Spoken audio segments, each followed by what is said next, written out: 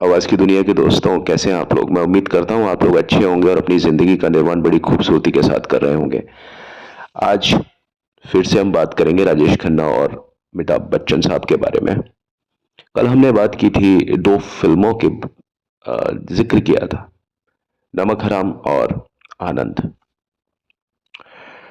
तो अ, खन्ना साहब, जैसा कि आपको मालूम है, शायद आपने इस बात को नोटिस किया होगा कि खन्ना साहब यानी राजेश खन्ना किसी भी एक फॉर्मूले का पालन नहीं करते थे। जब वो फिल्म को चूज करते थे, चुनते थे, तो कोई उनका फॉर्मूला नहीं होता था कि मुझे इस तरह की फिल्में करनी है, इस तरह की नहीं करनी है। और वो पूरी फिल्म को देखने की बजाय, स्टोरी को देखने की बजाय कई बार सिर्फ एक कैरेक्टर देखते थे कि मुझे क्या कैरेक्टर करना है।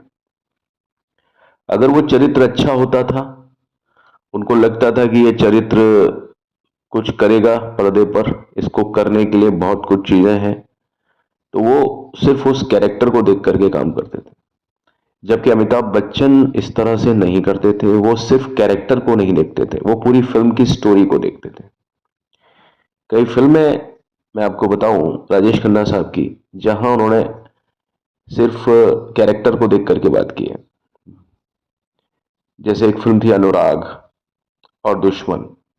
ये फिल्में वो थी जो लीक से हटकर जो फिल्में थी। और एक फिल्म थी दाग।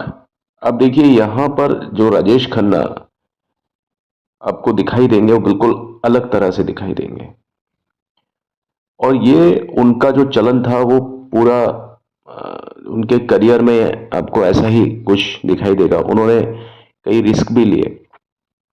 एक फिल्म थी फिर वही रात, डैनी डेनजोंगपा के प्रोडक्शन में बनी फिल्म। ऐसे ही एक फिल्म थी रेड रोज, जिसमें राजेश खन्ना को साइकोपैथिक एक जो व्यक्ति है कि भाई, जो साइको है और वो किस तरह से लड़कियों को मारता है। रेड रोज 1980 में प्रदर्शित हुई। तो इस तरह की फिल्में राजेश खन्ना इसलिए करते थे क्योंकि वो सिर्फ कैरेक्टर को देखते थे। और उन्हें इस बात का पूरा विश्वास था कि लोग जो आएंगे, वो मुझको देखने के लिए आएंगे कि भाई राजेश खन्ना फिल्म में क्या कर रहा है। तो इस तरह से राजेश खन्ना को अपने ऊपर, मतलब अपने कैरेक्टर पर जो वो करते थे, उस पर वो बहुत ज्यादा कॉन्फिडेंस रहता था राजेश खन्ना को। दूसरी तरफ अमिताभ बच्चन को भी कॉन्फिडेंस था। और हम उनके द्वारा अभिनीत किसी भी कैरेक्टर को, किसी भी फिल्म के किसी भी पात्र को हम ऐसे नहीं देख सकते हैं कि इन्होंने पात्र पर काम नहीं किया। अमिताभ बच्चन पात्र पर भी जबरदस्त काम करते थे और वो पूरी फिल्म की कहानी पर फोकस करते थे। बहुत ज्यादा वो इस चीज पर एनालिसिस करते थे, विश्लेषण करते थे। राजेश खन्ना अभिनीत दाग एक ऐसी फिल्म थी, यदि उसका विषय ऐसा था जो कि हिंदी सिनेमा में बेहद असफल हो सकता था अगर उसे गलत तरीके से डायरेक्ट किया जाता। तो ये जो डायरेक्शन था, ये अगर सही तरीके से काम करता है तो फिल्म हिट होती है। तो डायरेक्टर अगर यश चोपड़ा टाइप हो, तो फिर फिल्म का पिटना की जो गुंजाइश होती है वो बहुत कम रह जाती है। यह एक ताज्जुब की बात है कि दाग जो फिल्म थी वो बहुत ज्यादा सफल हुई, लेकिन उसके बावजूद भी यश चोपड़ा और राजेश खन्ना की जोड़ी फिर से नहीं बन पाई। हालांकि ये एक प्रेरणा स्रोत होना चाहिए था। अमूमन ऐसा नहीं होता है कि एक जोड़ी ने कोई फिल्म बनाई और वो फिल्म हिट रही और उसके बाद में उस चीज को, उस जोड़ी ने कभी कोई प्रोजेक्ट पर काम किया ही नहीं। तो ये रहा। और जहां एक तरफ यश चोपड़ा ने दीवार की पतवार संभाली, जिसने एक तरह से राजेश खन्ना की तकदीर को हमेशा हमेशा के लिए मोहर बंद कर दिया था। तो राजेश खन्ना को ना सिर्फ यश को उसी आदमी यानी अमिताभ बच्चन के साथ काम करते हुए देखने का शिकार होना पड़ा या जूझना पड़ा, जो उनका ताज छीनने वाला था। मैं बात अमिताभ बच्चन साहब की ही कर रहा हूं। और वहीं दूसरी तरफ राजेश खन्ना साहब, सलीम जावेद जो जोड़ी है हमारी थी, उनके गुस्से का शिकार भी हुए। लेखकों की वो जोड़ी जिसे वास्तव में राजेश खन्ना ने ही ढूंढा था। आपको ये शायद मालूम हो कि सलीम जावेद बहुत अच्छे आपके स्क्रीन प्ले, स्क्रिप्ट और स्टोरी राइटर रहे हैं। और अगर फिल्म इंडस्ट्री में वास्तविक स्क्रीन प्ले की बात की जाए तो सलीम जावेद साहब को ही इस चीज का श्रेय जाता है कि फिल्म इंडस्ट्री में स्क्रिप्ट बहुत लोगों ने लिखी, स्टोरी बहुत लोगों ने लिखी, लेकिन उसका जो स्क्रीन प्ले है वो कैसे बनेगा, सलीम जावेद के आने से पहले उस तरह से फिल्मों में काम नहीं होता था। लेकिन ये रिकमेंडेशन में राजेश खन्ना का बहुत ज्यादा हाथ था।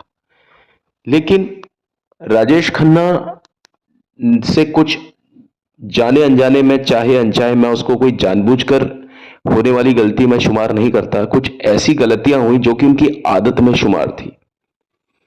जिस तरह से राज कपूर साहब कभी कोई फिल्म हिट हो जाती थी तो वो सिर्फ आई शब्द का यूज करते थे कि भाई मैंने किया, मैंने ऐसा किया। वो कभी हम शब्द का यूज नहीं करते थे, है ना। तो इस वजह से उनकी और नरगिस दत्त की जोड़ी टूट गई, क्योंकि वो हर जगह पर हर चीज का, मतलब मैं ये नहीं कहता कि वो दिल से करते थे, लेकिन श्रेय लेते समय जब आप किसी के सामने बात करें तो आपको पूरी टीम की बात करनी चाहिए, सिर्फ अकेले खुद की बात नहीं करनी चाहिए।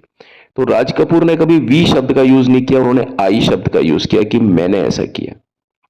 और ठीक राजेश खन्ना साहब के बारे में भी यही बताते हैं कि जब किसी भी फिल्म के बारे में जब उनसे पूछा जाता था तो राजेश खन्ना उसमें सिर्फ अपनी ही बात किया करते थे। और ये जो चलन था, इस चलन की वजह से लेखक जोड़ी सलीम जावेद बहुत ज्यादा खफा हो गई थी, क्योंकि उनके मुताबिक अगर किसी फिल्म में, यानी सलीम जावेद के मुताबिक अगर किसी फिल्म में कोई कैरेक्टर एस्टेब्लिश होता है या जो चलता है, वो जो कैरेक्टर कैरेक्टर अपने आप में कुछ नहीं है, लेकिन उसको जो मूवमेंट देती है चीजें, वो सब, वो डायलॉग, स्क्रीन प्ले और स्टोरी, और यही चीज तो होती है कि जो किसी किरदार में रंग भरती है। तो जब से सलीम जावेद साहब फिल्म इंडस्ट्री में आए तब से लेखकों की पूछ होने लगी, उनका कहीं कहीं नाम भी यूज होने लगा, उन्हें पैसे भी पूरे मिलने लगे। नहीं तो कोई लेखकों को पूछता तक नहीं था। अब देखिए साहब, राजेश खन्ना की लेट लतीफी क्या थी या उनका व्यवहार क्या था, मैं इस पर बात नहीं करना चाहूंगा, क्योंकि लेट लतीफी बहुत सारे कारणों से हो सकती है। लेट लतीफी का कोई फिक्स पैमाना नहीं होता। कई लोगों की आदत होती है लेट आना। लेकिन जैसे मैंने शत्रुघ्न सिन्हा साहब के बारे में भी बताया था या गोविंदा के बारे में बताया था कि लेट तो ये भी आते हैं, बहुत कम लोग ऐसे हैं फिल्म इंडस्ट्री में जो कि अपने सही समय पर आते हैं या आते थे। तो जो फिल्म जब बनती थी तो शेड्यूल उनके हिसाब से सेट किया जाता था कि भाई वो लेट आएंगे, जब जितने बजे बोला जाएगा उससे करीब 3-4 घंटे बाद में आते हैं अगर वो कलाकार, तो उनका जो अरेंजमेंट है, उनकी शूटिंग का अरेंजमेंट है, वो उसी तरह से कर लिया जाता था। किसी को मान लो 9 बजे आना था और वो दोपहर में 2 बजे आ रहा है, तो ये मान के चलते थे कि भाई शूटिंग जो है वो 2 बजे से शुरू होगी, तो 2 बजे से पहले उस चीज पर सेट लगाने पर काम नहीं किया जाता था। काम तभी किया जाता था जब 2 बजे वो आएंगे। ठीक है। तो ये सारी चीजें होती थी और सिर्फ राजेश खन्ना साहब ही इस चीज के लिए जिम्मेदार नहीं थे। हाँ, जब वो कलाकार, जितने भी कलाकारों पर ये तोहमतें होती हैं कि साहब ये लोग लेट आते हैं, सलमान खान पर भी ये चीज है, आज की तारीख में भी है, पहले भी थी, लेकिन जब जब जो लोग लेट आते थे, संजीव कुमार साहब भी लेट इसलिए आते थे, अगर उनकी बात कहें हम, कि कुछ लोग होते थे कि भाई शूटिंग 3 शिफ्ट तक शूटिंग करते थे, तो रात हो जाती थी और उसके बाद में फिर मिलने मिलाने का दौर, पार्टीज होने का दौर। तो ये लोग सुबह 3 या 4 बजे तक तो इनकी पार्टीज चलती थी और उसके बाद में फिर सोना भी होता था। सोते थे करीब 4-5 घंटे, उसके बाद में फिर ये अपनी लोकेशन पर पहुंचते थे। तो कारण ये भी होता था कि कुछ लोगों के लिए ये सारी चीजें, उनका एक सिस्टम होता है। कुछ लोग शूटिंग से परहेज करते थे, कुछ लोग शिफ्ट समझते थे लेकिन शिफ्ट को खत्म होते ही सीधा घर जाते थे। वो बहुत कम पार्टीज वगैरह का यूज करते थे या शिफ्ट कम लेते थे, 3 की जगह 2 शिफ्ट में काम करते थे। तो अब ये सारी चीजें रहती थी। तो अब मैं तुम्हें जो, आप लोगों को जो बताने के लिए आया हूं यहाँ, वो ये है कि अमिताभ बच्चन की जब फिल्म जंजीर रिलीज हुई तो ये मन बना लिया गया था कि सब अमिताभ बच्चन को ही अगला स्टार, सुपरस्टार होना है, क्योंकि उनमें जो क्वालिटी देखी लोगों ने, कि ये देखा जा रहा था कि अमिताभ बच्चन जो है वो हर चीज में परफेक्ट है। एक्टिंग में उनका कोई जवाब नहीं, साथ में वो वक्त के बड़े पाबंद, अनुशासन के बड़े पाबंद। और जो व्यक्ति चाहे कितना ही टैलेंटेड हो, कितना ही जीनियस हो, लेकिन अगर वो अनुशासन में नहीं है, अगर वो वक्त का पाबंद नहीं है, तो सिर्फ उसका टैलेंट या उसकी जो जीनियस है वो कुछ नहीं कर सकती है। तो अमिताभ बच्चन में टैलेंट भी था। अब मतलब ये मुझे बताने की जरूरत नहीं है, मैं जब इस तरह की बातें करता हूं तो मैं खुद अटक जाता हूं बात बोलने में। क्योंकि अगर हम बताने बैठे अमिताभ बच्चन के एक पहलू को, तो बहुत सारे पहलू ऐसे पैदा हो जाते हैं जिस पर हम पूरी तरीके से बात कभी कर ही नहीं पाएंगे। तो राजेश खन्ना का उस समय रवैया क्या होता था और अमिताभ बच्चन का जो रवैया क्या होता था, उनमें जमीन आसमान का फर्क पाया गया। जहां राजेश खन्ना कम से कम 5 या 6 घंटे लेट आते थे, या कई बार बताते हैं कि आते ही नहीं थे, वो बहुत नखरे करने पर आते थे, वहीं अमिताभ बच्चन अगर सुबह 7 बजे आना है तो वो 6:30 बजे तो आपको लोकेशन पर दिखाई देते थे। जब स्टूडियो खुलता भी नहीं था या खुल जाता था या कुछ ऐसा होता था कि कोई दिखता ही नहीं था, उस समय अमिताभ बच्चन स्टूडियो में आकर के बैठ जाते थे। और ये तरीका अमिताभ बच्चन का आज की तारीख में भी यही है। अमिताभ बच्चन घर से पूरा होमवर्क करके आते हैं, स्क्रिप्ट पर पूरा काम करते हैं, पूरा होमवर्क करके आना, स्क्रिप्ट उनके पास में रहती है और फिर वो सेट पर आते हैं। और अगर उनकी स्क्रिप्ट में अगर 570 शब्द लिखे हुए हैं, अगर किसी सीन में, है ना, अगर उसमें 570 शब्द की बजाय अगर 572 या 573 शब्द अगर चेंज कर दिया जाए कि भाई 2-3 शब्द अगर उसमें बढ़ा दिए जाए, तो अमिताभ बच्चन उस चीज को शूट नहीं करेंगे। अमिताभ बच्चन का होमवर्क इतना जबरदस्त होता है कि वो 570 शब्द पर ही काम करते थे उस समय, या जितने शब्द स्क्रिप्ट में होते थे। ये मैं पहले भी अपने वीडियो में बता चुका हूं कि अमिताभ बच्चन की एक्टिंग में एक खास बात होती थी कि वो मूवमेंट जब लेते थे तो मूवमेंट के हिसाब से उनके डायलॉग्स चलते थे, चिपक करके डायलॉग्स चलते थे। ये चीज राजेश खन्ना के साथ में भी थी, लेकिन राजेश खन्ना स्क्रिप्ट को उतना देखते नहीं थे, रटते नहीं थे। वो स्क्रिप्ट को देखा और उसको अपने अंदाज में बोला, लेकिन अमिताभ बच्चन स्क्रिप्ट के शब्द को टस से मस नहीं करते।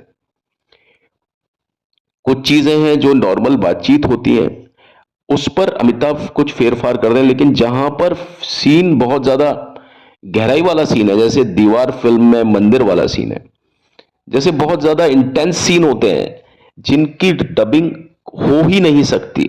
अब चाहे तो वो ट्रेजिकल सीन हो, चाहे वो कॉमिकल सीन हो, चाहे वो ट्रेजिक कॉमिकल सीन हो, चाहे वो थ्रिलिंग वाले कोई भी चीज हो, उसमें अमिताभ बच्चन अपनी तरफ से एक शब्द भी नहीं घटाते बढ़ाते। तो लेखकों के वो हमेशा प्रिय रहे हैं, इसलिए क्योंकि लेखक हमेशा ये चाहता है कि भाई वो चीज बोली जाए जो मैंने लिखी है। क्योंकि हर इंसान यही चाहेगा कि भाई मेरे बनाई हुई चीज में किसी भी तरह का कोई इंटरफेरेंस, किसी तरह के कोई कर्टेलिंग, कोई मतलब एडिशन, कोई ओमिशन, कोई एलिप्सिस नहीं होना चाहिए। तो वही चीज होती थी अमिताभ बच्चन की तरफ से कि जो उनको दिया जाता था वो अमिताभ बच्चन सिर्फ उस पर काम करते थे। और दूसरी तरफ राजेश खन्ना का जो टेक्निक था वो बिल्कुल अलग था। वो अपने अंदाज में बोलते थे, जैसे शत्रुघ्न सिन्हा साहब अपने अंदाज में बोलते थे। वो किसी चीज को रटते नहीं थे। कई बार तो स्क्रिप्ट भी नहीं होती थी उनके पास। सेट पर आते थे तब उनको कोई स्क्रिप्ट देता था, स्क्रिप्ट को देखा 2 मिनट में, 3 मिनट में, और उसके साथ में प्रोजेक्शन शुरू। ये बहुत लोगों का तरीका रहा है कि ऑल ऑन एन इंस्टेंट वो स्क्रिप्ट को मंगाते हैं और उसको फिर विजुअलाइज करते हैं, उसको दिमाग में कॉनिटेट करते हैं, और उसके बाद में वो पर्दे पर वैसा का वैसा कैरेक्टर को पकड़ते हुए उस चीज को बोल देते हैं। ये उनको तजुर्बा भी है और ये उनका एक जीनियस भी है। मैं उसको जीनियस ही मानता हूं।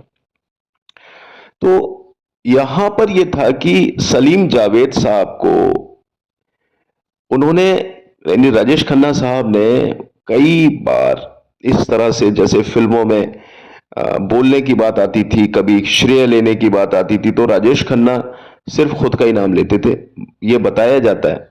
और वो किसी भी व्यक्ति का नाम नहीं लिया करते थे प्रेस कॉन्फ्रेंस में या कहीं पर भी। ये चीज सलीम और जावेद को बहुत ज्यादा अखरती थी। तो यहां से बात ये चालू हुई कि एक नया विकल्प देखा जाने लगा, और वो विकल्प देखा जाने लगा अमिताभ बच्चन के रूप में। देखिए साहब, राजेश खन्ना को अगर कोई पटकनी दे सकता था तो वो अमिताभ बच्चन जैसा कलाकार ही पटकनी दे सकता था।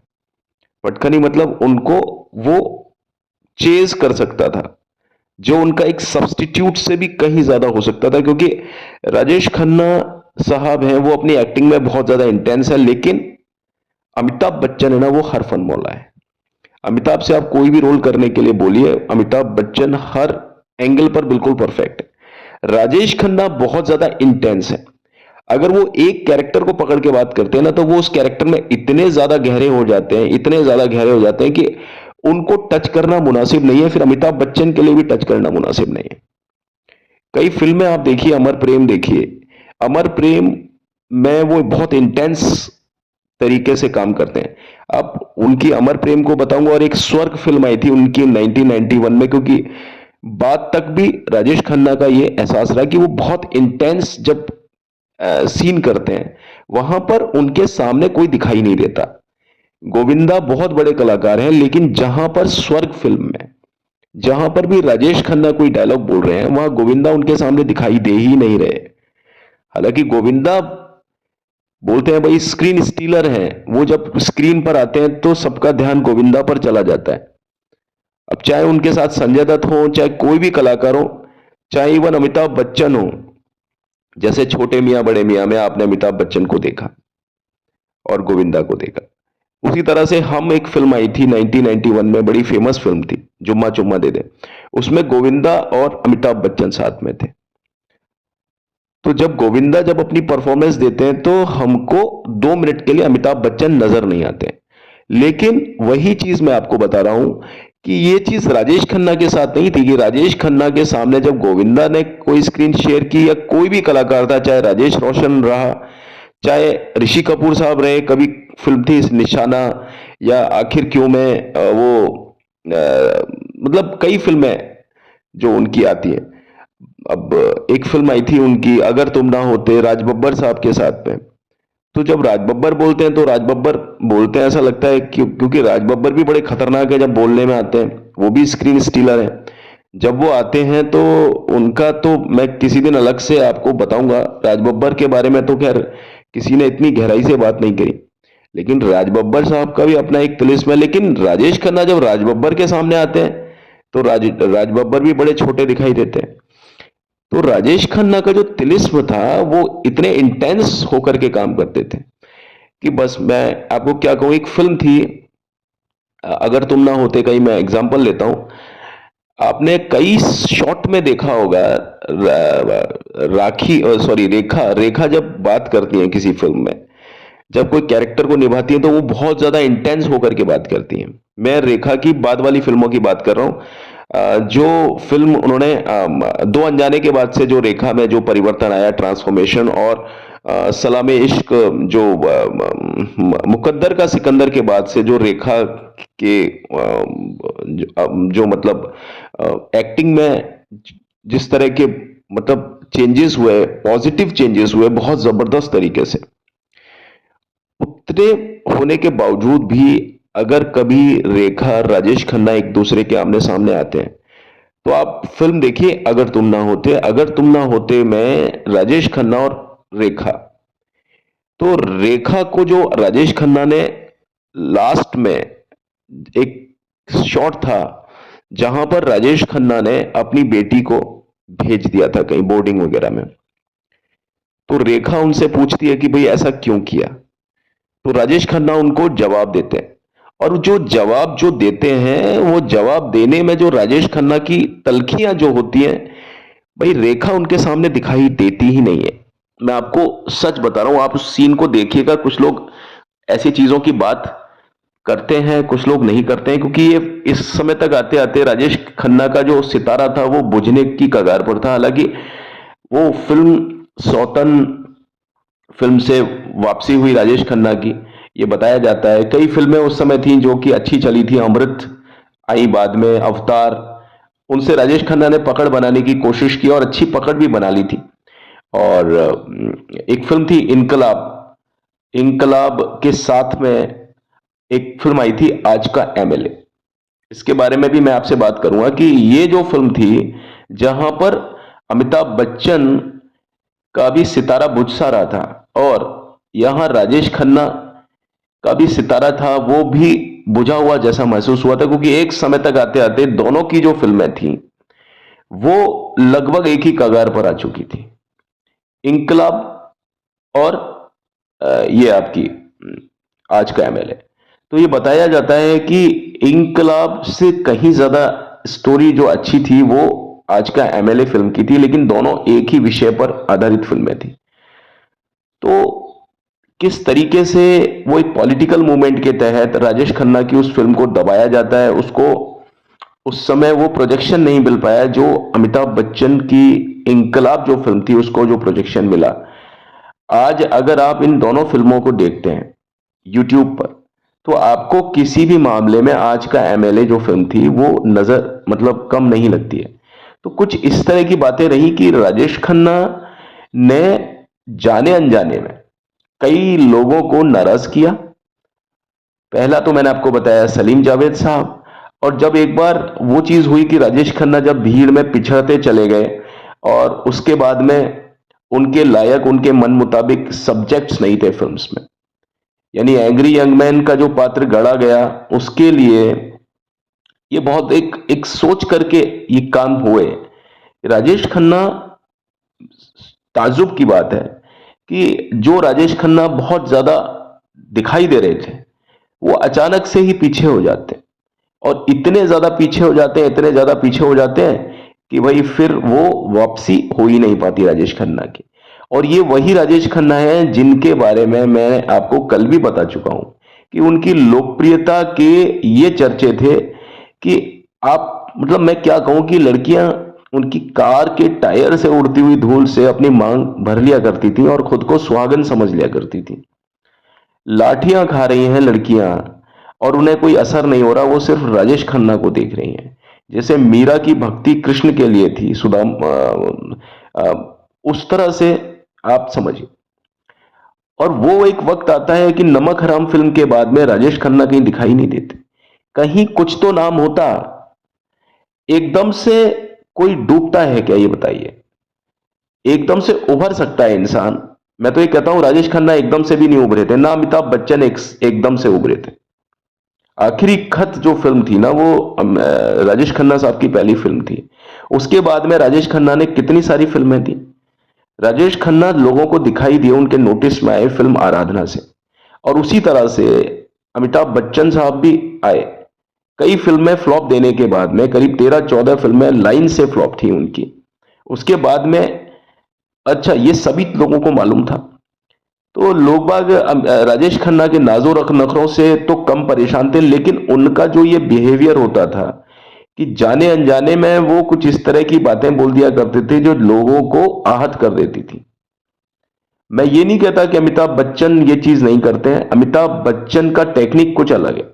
जो मैंने नोटिस किया है, अमिताभ बच्चन खुल करके दूसरों की तारीफ करते हैं, लेकिन उस तारीफ में कई बार ऐसा लगता है कि वो सिर्फ शब्दों से तारीफ कर रहे हैं।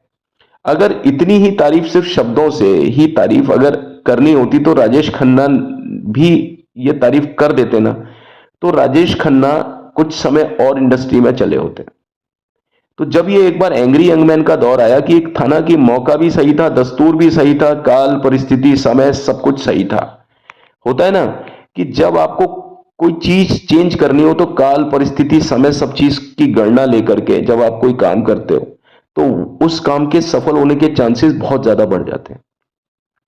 तो अमिताभ बच्चन एक उभरता हुआ सितारा थे, ये एक इत्तेफाक की बात थी। अगर उस समय कोई उभरता हुआ सितारा इस तरह से नहीं होता तो राजेश खन्ना का समय बहुत ज्यादा लंबा होने वाला था। राजेश खन्ना एकदम से डूबते हुए कलाकार तो कभी थे ही नहीं, क्योंकि मैंने आपको बताया कि उनकी एक्टिंग तो लास्ट टाइम तक भी आप देखिए, जो उन्होंने पंखे के लिए मॉडलिंग की आर बाल्की के निर्देशन में, मेरे फैंस तो मेरे ही रहेंगे, वहां तक भी भले ही उनके साथ में कितनी प्रॉब्लम चल रही थी, वो उस समय खड़े भी नहीं हो पा रहे थे और बड़ी मुश्किल से जैसे तैसे करके वो शूटिंग के लिए आए, अपना कोट वगैरह पहना पुराना तरीका, और वो उनकी जिंदगी का आखिरी शूट था। उस समय तक भी राजेश खन्ना की तल्खियों का कोई जवाब नहीं था। आप देखिए उनकी फिल्म जो लास्ट में भी कई फिल्में उनकी बनी, कुछ ऐसी फिल्में जहां पर मतलब उनके लायक सब्जेक्ट नहीं थे वो, लेकिन फिर क्या मतलब होता है ना कि राजेश खन्ना को हम किस नाम से जाने, एक सुपरस्टार के नाम से जाने, एक फिल्म कलाकार के नाम से जाने, एक सांसद के नाम से जाने। आप देखिए कि उनका पॉलिटिकल जो जो मतलब मूवमेंट था बहुत अच्छा चला, उनका जो पॉलिटिकल करियर था वो बहुत अच्छा चला, वहां उनमें समझ और बूझ है, वहां सब कुछ है, लेकिन जहां पर बात फिल्म इंडस्ट्री की आती है वहां पर राजेश खन्ना का सितारा एकदम बुझ गया। तो मैं इस बात को नहीं मानता कि राजेश खन्ना का जो सितारा बुझा वो पूरी तरह से इसी कारण से बुझा कि जैसा कि राजेश खन्ना साहब के बारे में बताते हैं कि साहब वो घमंडी थे, वो एरोगेंट थे, वो ये थे, वो थे। अरे फिल्म इंडस्ट्री में कौन व्यक्ति एरोगेंट नहीं है, और क्या ये होता है कि जो व्यक्ति एरोगेंट नहीं है क्या वो बिल्कुल नहीं चलता? आज की तारीख में आप देखिए कितने लोग एरोगेंट हैं। आज तो सारे लोग एरोगेंट ही भरे पड़े हैं, और एरोगेंट होने के बाद में भी वो लोग चल रहे हैं, क्योंकि उनका जो पीआर है या बहुत सारे ऐसे जो जो एजेंसीज हैं वो इनको चलाने का काम करती हैं। पॉलिटिकली भी बहुत सारे लोग हैं, इनसे ऊपर अगर मैं पॉलिटिकल फिगर्स की बात करता हूं, बहुत लोग ऐसे हैं जिनको जिनके बारे में लोग बाग जानते हैं, सब समझते हैं कि कैसे पॉलिटिशियंस हैं, ये वो हैं, लेकिन पलट पलट करके वही लोग आते हैं लोगों के सामने, सत्ता में आसीन वही लोग होते हैं। तो क्या ये सब चीजें किसी को हिट या किसी को फ्लॉप करने का कोई कोई कारण हो सकती है? मैं नहीं मानता कि ऐसी चीजें फ्लॉप या हिट होती हैं। कई बार गलत लोग भी इंडस्ट्री में चलते हैं, लाइमलाइट है, ये पॉलिटिक्स है या मीडिया है या क्रिकेट है, कोई भी चीज है, क्या आपने हमेशा अच्छे लोगों को ही चलते हुए देखा है? एक बार को चलो हम ये मान लेते हैं कि अच्छे लोग ही फिल्म इंडस्ट्री में चलते हैं, सफल लोग मतलब अच्छे लोग ही फिल्म इंडस्ट्री में चलते हैं, अच्छे लोग ही पॉलिटिक्स में चलते हैं, अच्छे लोग ही खेल की दुनिया में चलते हैं, चलिए मान लिया जाए ये चीज। तो इस तर्ज पर तो सारे लोग ही अच्छे होने चाहिए ना, लेकिन वास्तव में हम लोग क्या क्या देखते हैं कि अच्छे नहीं होते हैं जो लोग चलते हैं। वो सफल हो सकते हैं, वो लोग सफल दिख सकते हैं हमको, लेकिन सारे लोग जो चल रहे हैं क्या वो सफल लोग हैं या अच्छे लोग हैं? वो सफल लोग हैं। और अमूमन यही देखा गया है कि अच्छे लोग तो कहीं धूल में मिल जाते हैं, उनका नाम भी नहीं होता है। कई बार मीडिया, कई बार कुछ ऐसी चीजें होती हैं कि जो आपको हीरो या जीरो बना देती हैं। वही मीडिया थी जिसने शायद राजेश खन्ना को हीरो बनाया था एकदम से, और वही मीडिया थी जिसको राजेश खन्ना को जीरो बनाना था।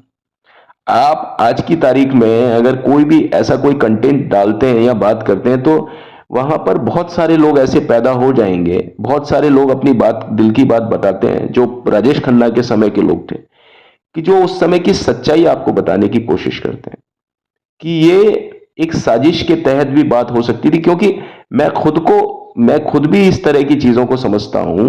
आप खुद भी इस तरह से अंदाजा लगाइए कि जो व्यक्ति ईश्वर या भगवान की इमेज रखता था, लोग कहते थे ऊपर आका और नीचे काका, काका यानी राजेश खन्ना, वो व्यक्ति एकदम से ही फिल्म इंडस्ट्री से कैसे आउट हो सकता था 1973 के बाद? चाहे कितनी बड़ी आंधी आती है, चाहे अमिताभ बच्चन नाम की कितनी बड़ी आंधी थी। और दूसरी बात ये कि अगर राजेश खन्ना एकदम से फिल्म इंडस्ट्री से आउट हो रहे थे, तो किसी भी डायरेक्टर या प्रोड्यूसर ने ये कोशिश क्यों नहीं की कि अमिताभ बच्चन और राजेश खन्ना की फिल्मों, मतलब सारे लोग एक साथ आ रहे थे, शत्रुघ्न सिन्हा और अमिताभ बच्चन भी आए साथ में, विनोद खन्ना और अमिताभ बच्चन भी साथ में आए। हालांकि ये सभी प्रतिद्वंदी थे। प्रतिद्वंदी, मैंने आपको बताया कि शत्रुघ्न सिन्हा साहब कितने ज्यादा बड़े प्रतिद्वंदी थे राजेश खन्ना, सॉरी, अमिताभ बच्चन के लिए। ऐसे ही अमिताभ बच्चन के लिए विनोद खन्ना कितने बड़े मतलब प्रतिद्वंदी थे। तो क्या राजेश खन्ना के साथ में अमिताभ की कोई फिल्म नहीं आनी चाहिए थी क्या इसके बाद? क्या किसी व्यक्ति ने इसके बारे में नहीं सोचा?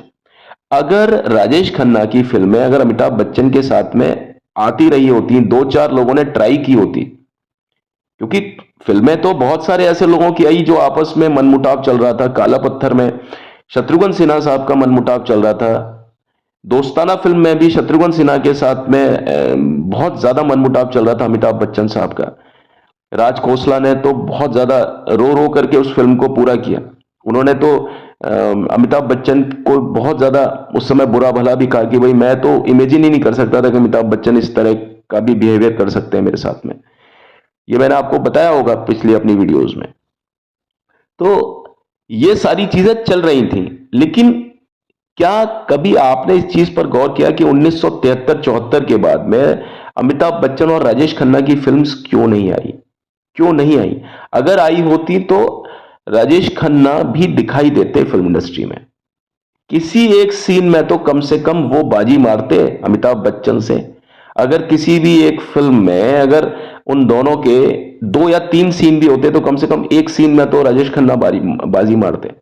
ऐसा कुछ होता है कि 1973 के बाद राजेश खन्ना एकदम से गायब हो जाते हैं, अमिताभ बच्चन एकदम शिखर पर आ जाते हैं। हालांकि वो शिखर पर जाने लायक ही है, मैं मना नहीं करता, लेकिन एक व्यक्ति इतना भी कम नहीं था, दूसरा व्यक्ति मतलब राजेश खन्ना, कि वो एकदम ही रसातल या एकदम ही पाताल में चला जाए। तो जब इस तरह से होता है ना, तो लगता है कि कहीं ना कोई चीज पीछे से काम कर रही थी, इस तरह की मशीनरी। हमेशा वजह ये नहीं होती है कि कोई लेट आ रहा है। अरे कोई लेट आ रहा है कोई व्यक्ति, तो क्या एकदम से इसलिए है कि भाई कोई उसको फिर कोई काम ही नहीं मिल रहा हो, या एकदम उसको घसीट दिया नीचे की तरफ और फिर वो कभी उभरा ही नहीं वो व्यक्ति। हालांकि राजेश खन्ना ने बाद में जब कमबैक किया तो बहुत अच्छे तरीके से कमबैक किया। और वो कमबैक आप समझिए वो कब कर पाए? वो कमबैक तब कब कर पाए जब जब अमिताभ बच्चन जब पॉलिटिक्स में चले गए थे। 1984 में जब इंदिरा गांधी को जब मतलब जब उन पर हमला हुआ था, मैं हमला ही कहूंगा, जानलेवा हमला हुआ था, और उसमें जब तत्कालीन प्रधानमंत्री इंदिरा गांधी जी की, सुश्री इंदिरा गांधी जी की जब डेथ हो गई थी, उसके बाद से जब अमिताभ बच्चन पूरी तरीके से पॉलिटिक्स में आ गए, उस समय मौका मिला था राजेश खन्ना को। लेकिन राजेश खन्ना ने पकड़ बना ली थी अपनी इंडस्ट्री में। उस समय भी कुछ फिल्में जो उन्होंने की, या तो फिल्में बहुत अच्छी चली, या फिल्में नहीं चली तो उनके गाने बहुत अच्छे चले। कुछ फिल्में थी जिनके गाने बहुत अच्छे थे, जो आज भी बहुत ज्यादा याद किए जाते हैं। नजराना फिल्म का गाना, नजराना फिल्म भी अच्छी थी। इससे पहले कि तू याद आए, मैं तेरा शहर छोड़ जाऊंगा।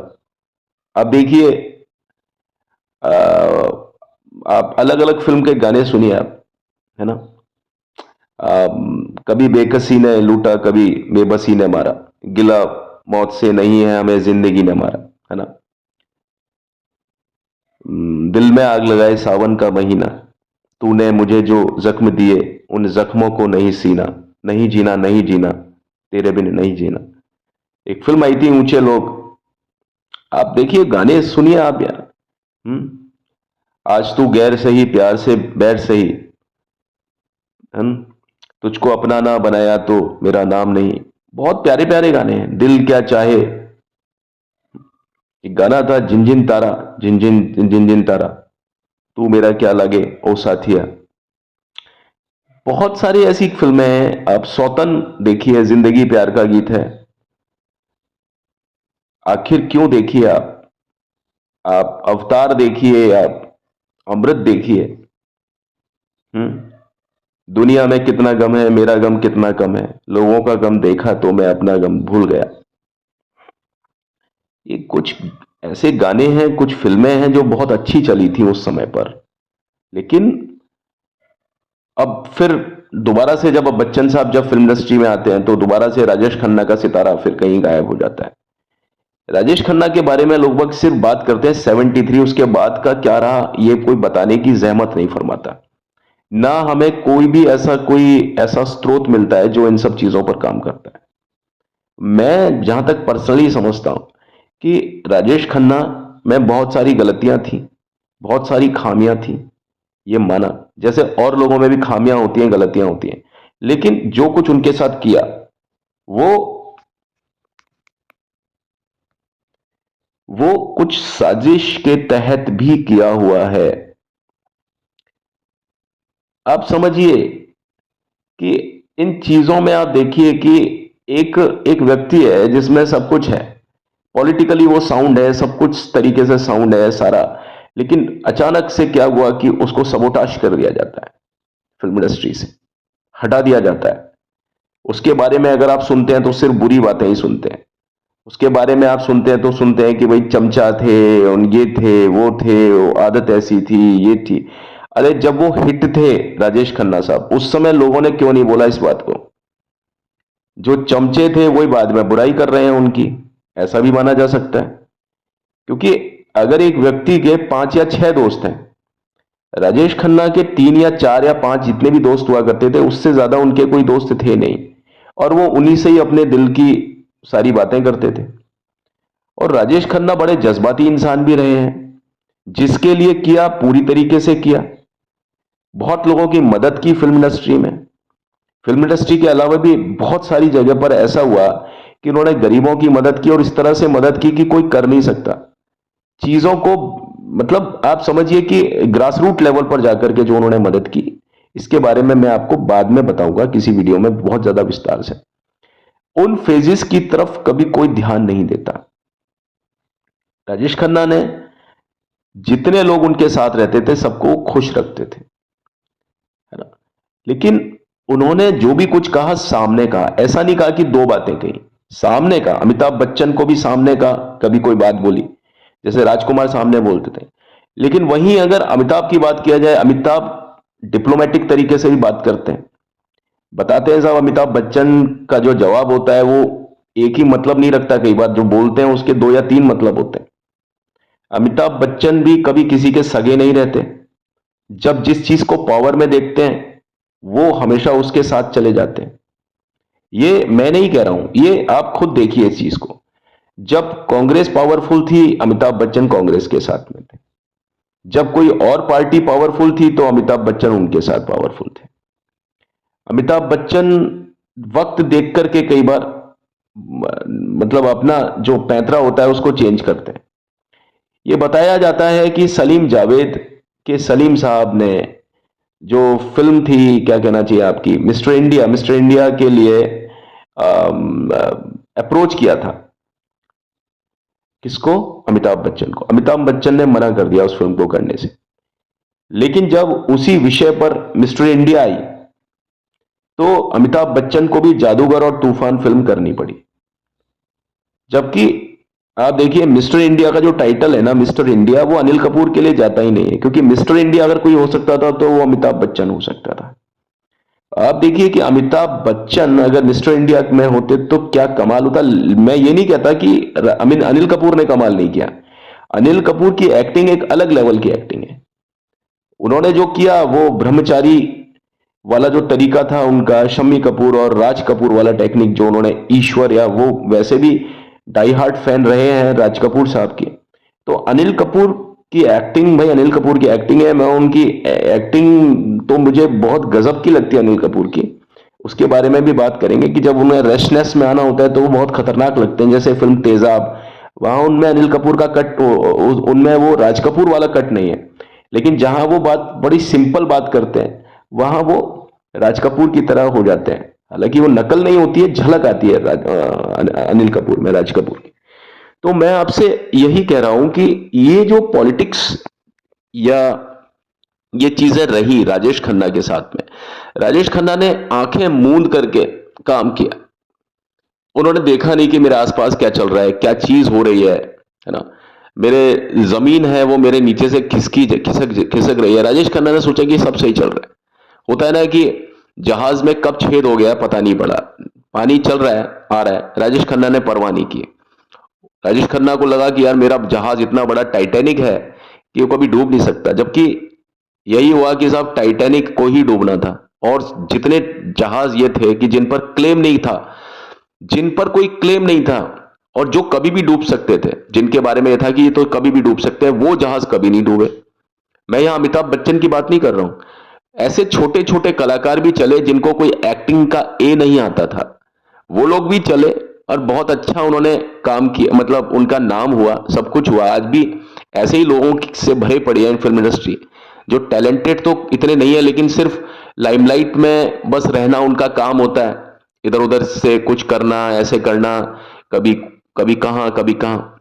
अब देखिए करण जौहर या उन जैसे लोग, मुझे नहीं समझ में आता कि अगर एक या दो फिल्में अगर उन्होंने अच्छी बना दी तो आप देखिए कि लोगों की नजर करण जौहर पर 1998 से लेकर अब तक है। लेकिन अगर आप देखते हैं कि उनके सरोज खान नहीं, फराह खान देखिए, उनके भाई को देखिए आप, क्या इन्होंने बहुत ज्यादा कोई बढ़िया कोई ऐसा कर दिया कि कोई किला फतेह कर लिया या कुछ।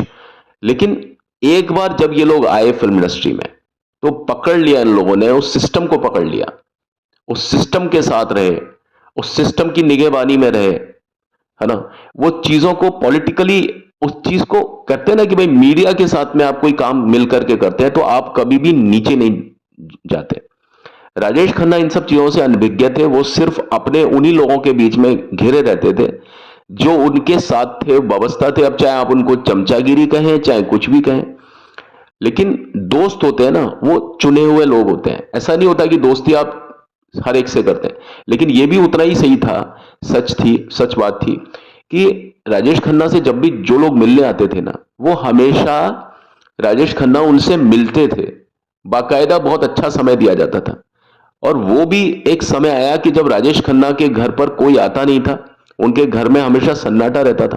तो जब भी कभी कोई लोग मिलने जाते थे, एक बार एक एक बच्ची और मां उनसे मिलने पहुंची। आप बताएं, राजेश खन्ना साहब खुद कार को चला करके मार्केट गए और वहां से वो थम्स अप, फेंटा, इनकी बॉटल्स वगैरह, आइसक्रीम वगैरह लेकर के आए, खुद चला करके गए गाड़ी। मैं ये नहीं कहता कि खुद चलाना गुनाह होता है, लेकिन आप उस समय से कंपैरिजन करो जब उनके गेट के बाहर लाइन लगी रहती थी, हजारों लोग खड़े रहते थे, लाठी चार्ज होता था।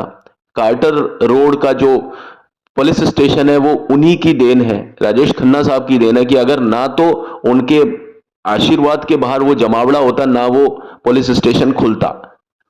और एक वो राजेश खन्ना और एक ये राजेश खन्ना जो अकेले अपनी कार में जा रहे हैं, कार भी मारुति, कार से गए, वहां से उन्होंने फेंटा की या थम्स अप की बोतल्स उठाई बड़ी, वहां से लेकर के आए, खुद अपने हाथ से सर्व किया और फिर बातें की। आप देखिए, मैं ये नहीं कहता कि फॉलिंग ऑफ स्टार और राइजिंग ऑफ स्टार, लेकिन आप देखिए कि कहां से वो आदमी कहां गिरा है जा करके। मैं जी तो खैर वो भी रहे थे, हम भी।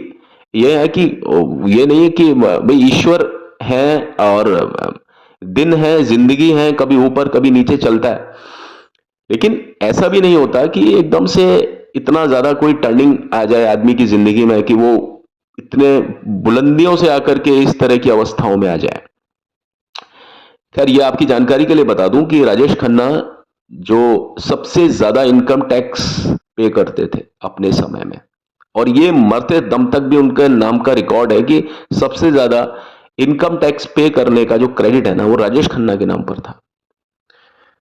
तो इस तरह से राजेश खन्ना सिस्टम को लेकर के भी चलते थे। ऐसा नहीं था कि वो हर जगह पर ही अनुशासनहीन है और ये है वो है।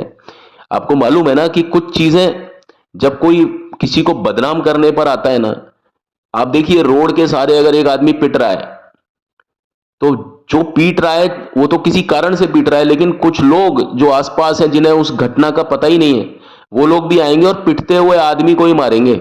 आप देखिए, ज्यादातर लोग ऐसे ही होंगे जो पिटते हुए आदमी को मारेंगे, बहुत कम लोग ऐसे होंगे जो पूछेंगे कि भाई क्या बात है, क्यों पीट रहे हो। तो ये दुनिया है साहब, जब एक बार किसी का पिटना या नीचे आना शुरू होता है ना, तो सब लोग उसके खिलाफ ही काम करते हैं।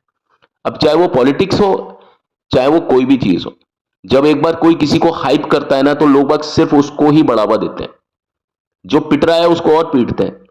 एक गाड़ी जो लेट हो जाती है ना, ट्रेन, तो सिर्फ उसी को ही पीटा जाता है बार बार, क्योंकि अगर उसको नहीं पीटेंगे, उसके चक्कर में दूसरी ट्रेन लेट हो जाएंगे।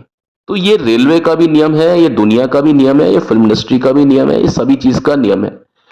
बहरहाल आज की इस वीडियो में अपनी बात मैं यहीं खत्म करता हूं। अगली बार मैं आपसे फिर मुखातिब होता हूं इसी विषय को आगे बढ़ाते हुए।